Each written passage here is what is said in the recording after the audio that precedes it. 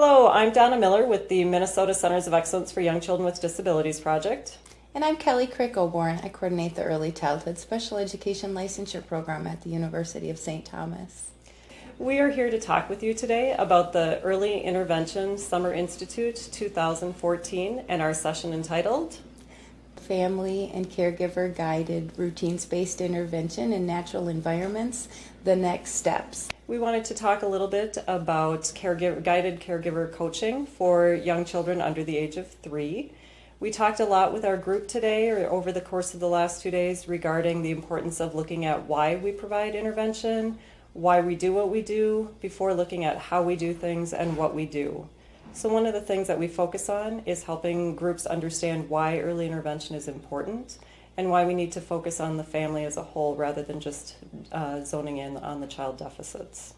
So along those lines, we want to focus or help our teams focus on why it's important to focus on family priorities and what's important to the families and the caregivers, and then also look at the importance of embedding instruction into daily routines and what's already happening within the child's life. That supports both parents and families as well as caregivers in other environments. So once we've determined why we're providing family guided or caregiver guided support, the next thing we want to think about is the how. So we've clearly articulated why we're providing early intervention, why it's in a family guided or caregiver guided context. And now as practitioners, we need to think about, how do I do that? How do I set the stage for successfully providing these caregiver guided strategies and supports? And there's a number of different things that we can look at that help us think about the how. One of the most important is thinking about what we know about how adults learn and adult learning theory. So the more we can discuss and think about our own learning style and how that relates to how we interact with other caregivers and parents, that will help us find a good fit so that our approach to teaching and coaching and supporting them matches their preferred learning style, and we're able to have that goodness of fit so the strategies I'm using match the strategies that they learn best in. So adult learning is one avenue to how we provide family-guided support. Another avenue that's really a helpful framework is the FGRBI key indicators, family-guided routines-based intervention key indicators. And that can be found with Julianne Wood's work on the Tactics website. And the key indicators provide a nice framework for the big chunks that we would want to be including in our work that's family guided. Examples include working with the caregiver and the child as a dyad and using that real triangular approach that we've got a caregiver, we've got a child, and then we have the coach or the interventionist who's really focused on supporting the interactions between the child and the caregiver. So the FGRBI key indicators is another tool to help us navigate the how of caregiver guided intervention. And finally, another tool also developed by Julianne Woods and her colleagues is the learning cycle or the learning process.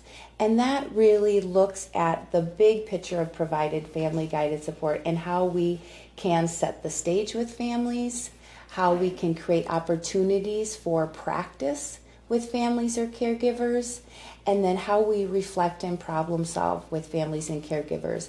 And that learning cycle of identifying targets, setting the stage, practicing together, and then reflecting on that practice together can happen many times throughout a visit or maybe one time within a visit, but that cycle is a nice framework for helping us think about the how of family-guided or caregiver-guided intervention.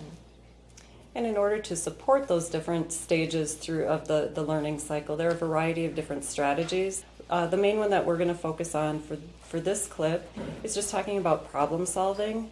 It's very easy for us as early interventionists to go in and really want to offer solutions to families, but what we need to do is take a step back and really make sure that we're identifying the problem, helping the family clearly define that, by asking a series of reflective questions. So if a mom presents that her biggest concern is she needs her child to be able to sit in the high chair, rather than just offering her solutions to that, one thing we need to do is to ask her some reflective questions. What would that look like for you? What would that like for you? What are you hoping can happen during that? And what we might find is that her real focus is she needs her child to be able to eat more. And if we just start focusing on strategies to support the child sitting in their high chair, we're kind of missing the boat, and our strategies aren't going to align with what the family wants. So a big focus or a big support that we provide is helping caregivers practice and understand different ways to clearly define the problem, help the parent come up with some different solutions, strategies to try, and really focusing on how, as parents learn different ways to support their child and come up with the ideas, the research is very clear that that helps the parents or the caregivers to be more apt to follow through with those strategies, to use them, and also to start to come up and determine solutions in other situations. Starting with why we provide early intervention and family or caregiver guided intervention, and then supporting teams to identify how or what are different framework or support to help us figure out how to provide that kind of intervention, and finally the specific strategies that we can develop as interventionists to provide a family guided or caregiver guided support. So thinking about the why, the how, and the what helps us look at the big picture of providing this kind of support.